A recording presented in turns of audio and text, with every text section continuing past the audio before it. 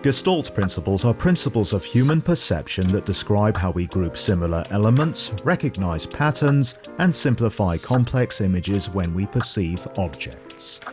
So Gestalt principles are a way, sometimes called Gestalt laws, are simply a way of thinking through Gestalt psychology. Gestalt, just meaning form, is how we're making sense of a visual field. These are ways of parsing out what things mean within a visual space. Gestalt relies first and foremost on the understanding of a visual field and the ability to create what are called figure-ground relationships.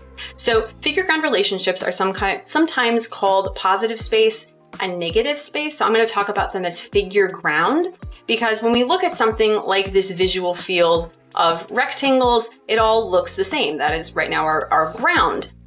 But the first rule of figure-ground relationships is that discontinuity creates figures. So by changing one thing here, by creating that discontinuity, that draws our attention. That becomes the thing in which we are focusing on. And that is really essential, because this can manifest through the law of similarity, by which visual similarities are read as being more related. And we can do this through color, we can do this through shape, we can do this through size, so we read these things as being more of a group.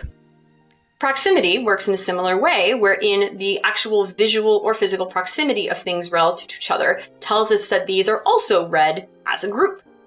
There's the law of continuation, by which our eye wants to follow a particular line. And so when we read this visual, we don't read it as two lines which have met in the middle and made a hard turn. We read this as two lines flowing over each other, and that's because of continuation.